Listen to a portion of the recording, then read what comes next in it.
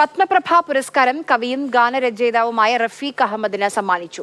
കൽപ്പറ്റയിൽ നടന്ന ചടങ്ങിൽ സാഹിത്യകാരൻ കെ ജയകുമാറാണ് ഈ പുരസ്കാരം സമ്മാനിച്ചത്.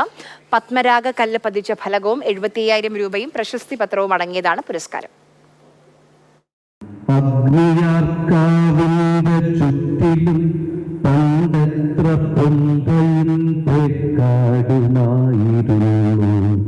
കവിതയിലും മലയാള ചലച്ചിത്ര ഗാനശാഖയിലും നവവസന്തം സൃഷ്ടിച്ച റഫീഖ് അഹമ്മദിന്റെ സമഗ്ര സംഭാവനകൾക്കുള്ള അംഗീകാരമായി പത്മപ്രഭ പുരസ്കാരം.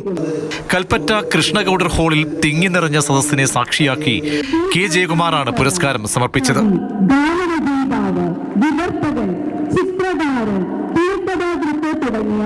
ഇത് ഏറ്റവും അർഹമായ കൈകളിൽ പുരസ്കാരം എത്തുമ്പോൾ ആ കിട്ടിയ ആളിനും പുരസ്കാരത്തിനും ഒരുപോലെ ഒരു തിളക്കം സംഭവിക്കും. അത്തരത്തിലൊരു തിളക്കമുള്ള സന്ദർഭം കൂടിയാണ്.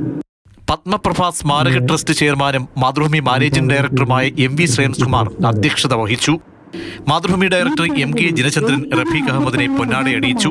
എഴുത്തുകാരനും നടനുമായ VK ശ്രീരാമൻ പത്മപ്രഭ സ്മാരക പ്രഭാഷണം നടത്തി. കവിതയുമായും സാഹിത്യവുമായും ബന്ധപ്പെട്ട് കിടക്കുന്ന പ്രത്യയശാസ്ത്രമാണ് സോഷ്യലിസം എന്ന് മറുപടി പ്രസംഗത്തിൽ റഫീഖ് അഹമ്മദ് പറഞ്ഞു. വളരെ ശാസ്ത്രീയമായിട്ടുള്ളൊരു പ്രത്യയശാസ്ത്രമായിരിക്കാം.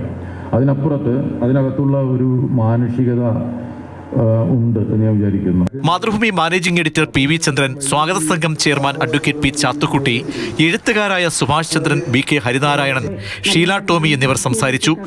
ആധുനിക വയനാടിന്റെ ശില്പികളിൽ പ്രമുഖനായ MK പത്മപ്രഭ ഗൌഡറുടെ സ്മരണാർത്ഥമാണ് പത്മപ്രഭ പുരസ്കാരം ഏർപ്പെടുത്തിയത്. മാതൃഭൂമി ന്യൂസ്, വയനാട്.